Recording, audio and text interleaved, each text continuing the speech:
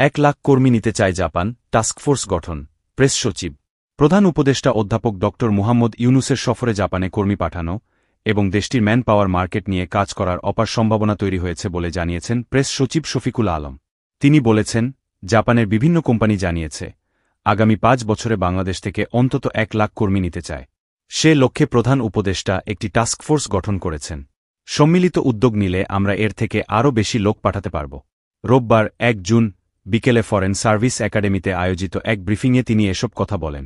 Japan সফল হয়েছে বলে দাবি করে প্রেস সচিব শফিকুল আলম বলেন, এই সফরে দুই দেশের সম্পর্ক আরও গভীর হয়েছে। ঢাকা টোকিও সম্পর্ক নতুন উচ্চতায় উঠবে। এই সফরে 6টি সমঝোতা স্মারক স্বাক্ষরিত হয়েছে। এর মধ্যে অন্যতম একটি হল, জাপান $418 মিলিয়ন বাজেট সহায়তা দেবে বলে আশ্বস্ত করেছে। এছাড়াও জয়দেবপুরী সরদি ডুয়েল গেজ লাইনের জন্য $641 মিলিয়ন দেবে। পাশাপাশি বিভিন্ন স্কলারশিপের জন্য $4.2 মিলিয়ন দিচ্ছে। তিনি আরও বলেন, জাপানের প্রধানমন্ত্রীর সঙ্গে প্রধান উপদেষ্টার সৌহার্দ্যপূর্ণ আলোচনা হয়েছে।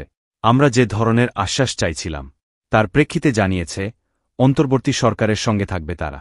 এছাড়াও মহেশখালী ও মাতারবাড়ি নিয়ে সরকার যে মাস্টার প্ল্যান নিয়ে কাজ করতে যাচ্ছে, সেখানেও তারা সর্বাত্মক সহযোগিতার আশ্বাস দিয়েছে।